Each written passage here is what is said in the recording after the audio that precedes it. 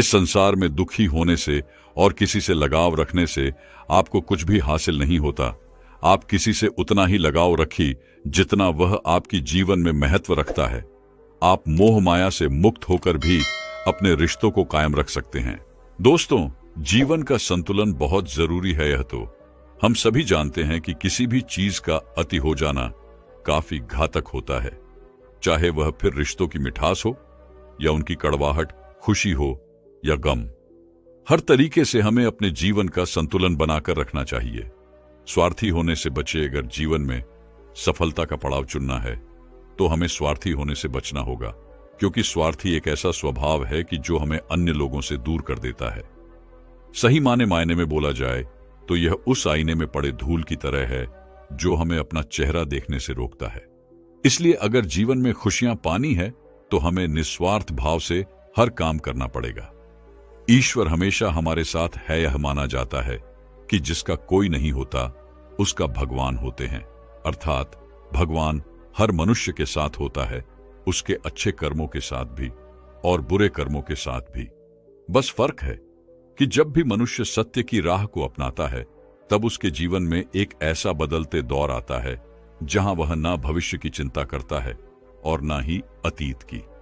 कर्तव्यों से मुंह न मोड़े, यह बहुत ही अहम बात कही गई है गीता में कि कभी भी हमें अपने कर्मों को करने से पीछे नहीं हटना चाहिए। यह बात हमें हमेशा सिखाई गई है कि हमें अपना कर्म करते रहना चाहिए और फल की चिंता नहीं करनी चाहिए, क्योंकि हमें अपने कर्म के अनुसार ही फल मिलता है। दोस्तों, स्वागत है आपका हमारे चैनल सिद्धार्थ इंस्पायर्ड। दोस्तों, आपके जीवन से संबंधित हर परिस्थिति की कहानी आपको आसानी से मिल जाती है। चैनल को सब्सक्राइब करना ना भूलें और अपने प्रियजनों में इस वीडियो को शेयर अवश्य करें। तो दोस्तों, चलिए प्रारंभ करते हैं आज की कहानी। बुरी परिस्थितियों में जब हमें कोई साथ नहीं देता तब हमें क्या करना चाहिए, ये आज के बौद्ध कहानी की मदद से हम जानेंगे। तो चलिए दर्शकों, कहानी की शुरुआत करते हैं। एक गांव में आनंद नाम का एक युवक रहता था। उसका भरा पूरा परिवार था।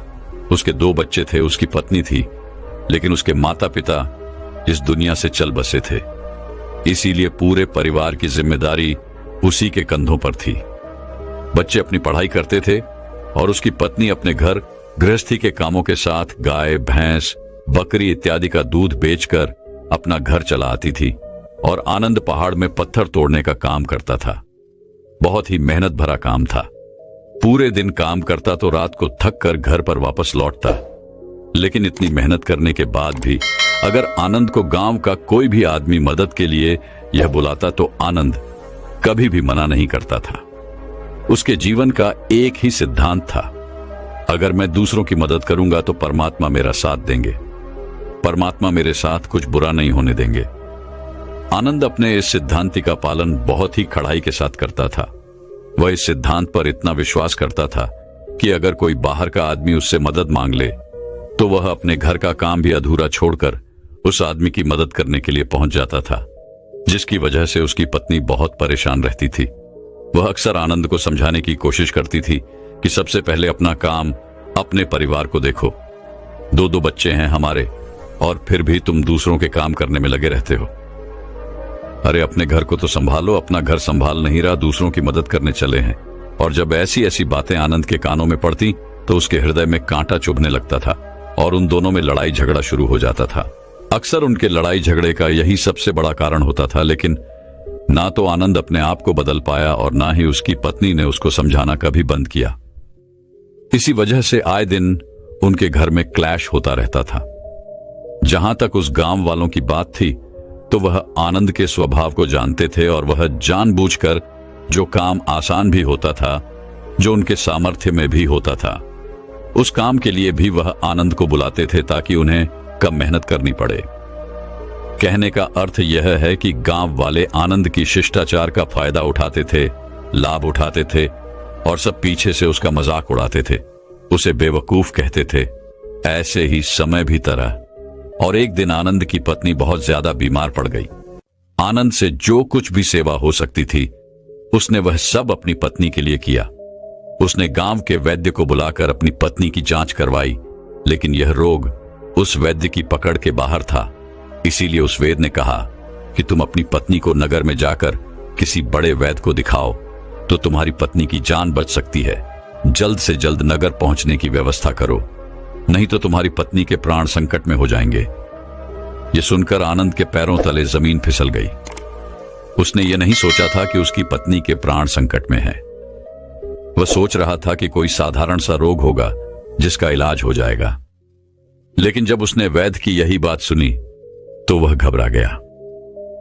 अब पत्नी को नगर तक कैसे लेकर जाए, क्योंकि उसके पास इतना धन नहीं था कि वह अपनी पत्नी के लिए घोड़ा गाड़ी करके उसमें अपनी पत्नी को लेटाकर नगर में ले जा सके।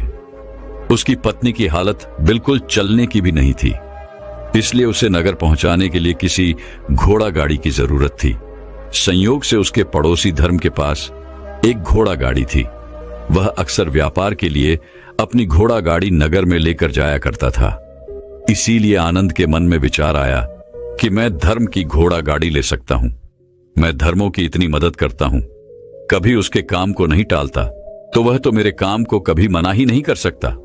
और यही सोचकर वह घोड़ा गाड़ी लेने के लिए धर्म के पास पहुंच जाता है। लेकिन धर्म बहुत ही चालाक इंसान था। वह बिना किराए के अपनी घोड़ा गाड़ी अपने सगे संबंधियों के लिए भी नहीं ले जाता था। तो आनंद की तो दूर की बात रही।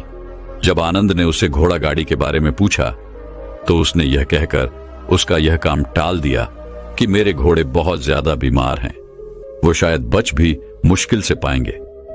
5 दिनों से वो कुछ नहीं खा रहे, तो ऐसे में बेचारा घोड़ा गाड़ी लेकर कहां नगर तक पहुंच पाएगा। हां, अगर तुम कुछ धन की व्यवस्था कर सकते हो तो मैं अपने एक मित्र की घोड़ा गाड़ी तुम्हारे लिए मंगवा सकता हूं। यह सुनकर आनंद परेशान और चिंतित हो गया, क्योंकि उसके पास धन तो था ही नहीं। इसका मतलब उसकी पत्नी बड़े नगर में वैद्य के पास इलाज के लिए पहुंच ही नहीं पाएगी। उलझन भरे हुए विचार लिए हुए जब आनंद वापस आ रहा तो उसने एक दिल दहलाने देने वाला दृश्य देखा। उसने देखा कि धर्म के घोड़े जो धर्म के अनुसार बीमार थे और कुछ खा भी नहीं रहे थे, वहीं घोड़े गांव का ही एक युवक उसकी बांट से खोलकर बाहर ला रहा था और गाड़ी में उसको जोत रहा था। यह देखकर पहले तो आनंद को कुछ समझ में नहीं आया। उसके बाद जब आनंद ने उस युवक से पूछा तो उसने बताया कि धर्मों ने यह घोड़ा गाड़ी उसे किराए पर दी है। यह सुनकर आनंद का दिल टूट गया। उसने कभी सपने में भी नहीं सोचा था कि उसका सबसे अच्छा मित्र धर्म उसके साथ ऐसा कर सकता है। हालांकि यह इस बात पर दुखी होने का वक्त नहीं था, इसीलिए आनंद वहां से जल्दी से लौट जाता है और गांव के ही एक सीट के पास जाकर कुछ धन उधार लेकर धनमोह को दे देता है। धन अपने मित्र की घोड़ा गाड़ी मंगवा देता है, जिसके बाद वह अपनी पत्नी को वैद्य के पास नगर में ले जाता है। जब उसकी पत्नी का इलाज चल रहा था तो आनंद यही सोच रहा था कि एक वह दिन था जब धर्म की बेटी बीमार हो गई थी और धर्म यहां पर नहीं था, तो मैं पूरी रात वैद्य जी के पास उसके लिए बैठा रहा था, उसकी देख रेख की थी, उसकी सेवा की थी। इतने दिनों तक धन वो नहीं आया था, तब मैं ही उसके परिवार की देख रेख किया करता था। हाय, कैसा दुर्भाग्य है यह जिसके लिए मैंने इतना कुछ किया। उसने घोड़ा गाड़ी देने से मुझे मना कर दिया, और वह भी तब जब मेरी पत्नी जिंदगी और मौत के साथ खेल रही थी। कुछ देर बाद वैद्य बाहर आकर आनंद को एक बहुत बुरी खबर देता है। वह आनंद को बताता है कि उसकी पत्नी को कर रोग हो चुका है और इसका कोई भी इलाज नहीं है। उसके पास कुछ समय ही शेष बचा है। यह सुनकर आनंद दुखी होकर वहीं जमीन पर बैठ गया। उसकी पूरी दुनिया उजड़ने वाली थी और उसे कोई रास्ता नजर नहीं आ रहा था। कुछ समय बाद उसकी पत्नी चल बसी और अब दोनों बच्चों की जिम्मेदारी उसके कंधों पर आ गई थी। लेकिन यहां पर आनंद के सारे सिद्धांत टूट चुके थे, उसके सारे भ्रम खत्म हो चुके थे। अब उसके दिमाग में एक ही बात थी कि अच्छा कर्म करने से परमात्मा साथ नहीं देता, बल्कि जो बुरे लोग हैं वो लोग फलते फूलते हैं। और इस बात का मैं सबसे बड़ा गवाह हूं। ये विचार अक्सर उसके दिमाग में चलते रहते थे और इसी वजह से उसका मन धीरे धीरे संयस्त हो गया, देश दुनिया से दूर हट गया। और एक दिन ऐसा भी आया जब वो अपने बच्चों को अपने रिश्तेदारों के पास छोड़कर इस देश दुनिया को त्याग कर एक सन्यासी बने के लिए घर से निकल पड़ा। उसने गांव में किसी को कुछ नहीं बताया, किसी को नहीं पता था कि आनंद अचानक कहां गायब हो गया। सन्यास की दीक्षा लेने के लिए वह एक बौद्ध भिक्षु के पास पहुंचता है। बौद्ध भिक्षु उस समय ध्यान में बैठे हुए थे। ध्यान से बाहर आने के बाद वह बड़े ध्यान से आनंद के चेहरे को देखते हैं और उससे सन्यासी बनने का कारण पूछते हैं। इस पर आनंद उन्हें अपनी पूरी आपबीती सुना देता है और कहता है कि हे महात्मा, इस दुनिया से मुझे कुछ भी हासिल नहीं हुआ। मेरा मन इस दुनिया से विरक्त हो चुका है। जब अपने दोस्तों ने ही मेरा साथ नहीं दिया तो इस दुनिया में रहने का क्या मतलब, और इसी वजह से मैं सन्यासी बनना चाहता हूं।